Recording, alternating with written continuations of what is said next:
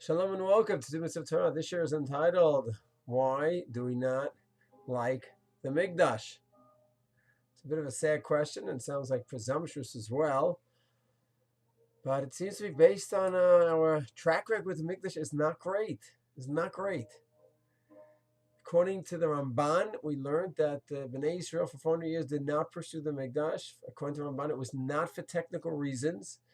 It wasn't that we needed a melech. Others might have said that we needed a melech, a king, and that's only with David. So that's already a legitimate reason not to have the Mikdash. According to Ramban, we had leadership, we had Shoftim, that would have been enough. So you say, okay, that's Ramban's position that for 400 years the Shoftim were negligent, but that's not mainstream. Medrash Tehillim, Parakit Zion also is critical of Bnei Yisrael for not pursuing the Mikdash and says that the 70,000 people killed in Parak Havdal and Shmuel Bet also because of a lack of pursuit of the Mikdash.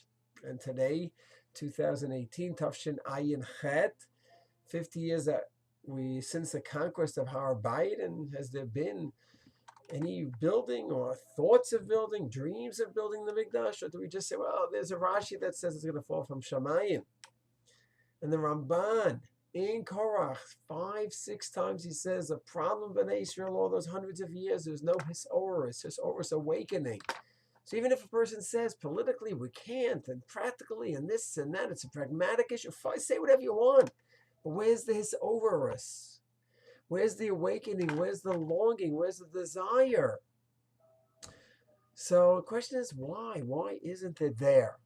Assuming that there's a problem that we didn't have it back then in the Shoftim's times for hundreds of years, and we don't have it now. If it is true that it's a criticism of us, why? Why wouldn't we want to have it? The Mikdash is the epitome of Kedusha. So there's no one answer. I think in each generation, it's multifaceted. In this generation, we have many of our holy brothers who are still living in a gullus mentality and afraid to take any piece of Yehuda and Shamron because we're going to get the people upset. The enemies of the world and the UN and the Arabs are going to be upset with us. And so that's one kind of mentality that's still ruling many of our holy brothers. And of course, to go ahead, if taking a piece of Yehuda Shamron is a problem and Gaza is a problem, then all the more so to go ahead and take over the Temple Mount. That's going to be a volcano, and therefore just lay low, lay low. So that's an additional factor of why we don't run after the Mikdash. But that's only one factor. There's a lot of issues involved. I think, if you'd ask me, what is the consistent factor in all the different times? It's one word: change. Change. We have a tough time with change.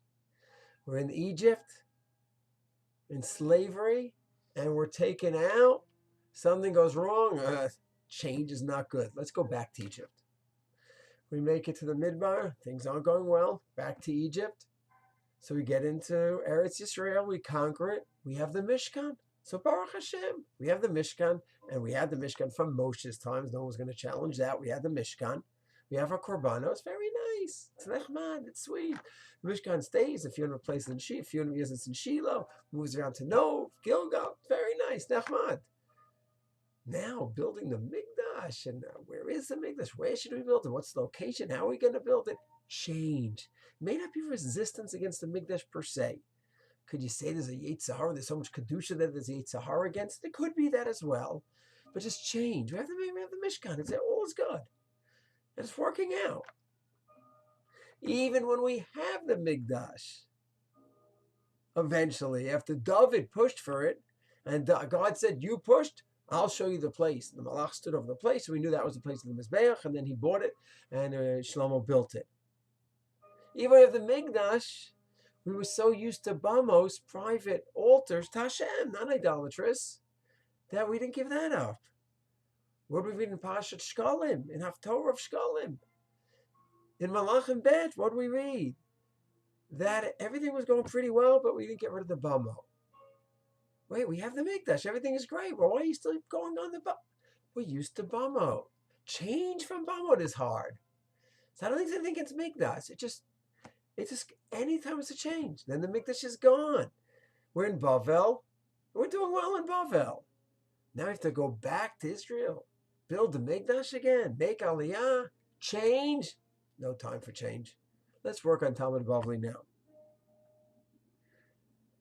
And now it goes for 2,000 years. The Mikdash isn't part of our life, and now we're going to start looking for the Mikdash. Change. Seems to me there's a lot of factors involved while we're not building the Mikdash, but one factor that really is consistent is we are so used to whatever we are in, and we have made an art of taking a b'diavad, a secondary situation, and making that into a primary l'chatchila situation, and therefore there's no need to change. We don't have a desire to change. In 50 years, we have access to build the Mikdash. No. Mikdash, no change. Hashem, if he wants to change, he'll throw it down from Shemayim. He'll drop it from Shemayim. But the idea of changing is just so hard. So I think there's an amazing Musar HaSkel, something we need to think about very, very seriously as individuals, as families, as a nation. Do we sometimes get stuck in our ways, or we just cannot change? Even when it comes to one of the greatest mitzvot, which includes 200 mitzvot, the Mikdash, Sanhedrin, everything. It's something that we should all look into. Shalom.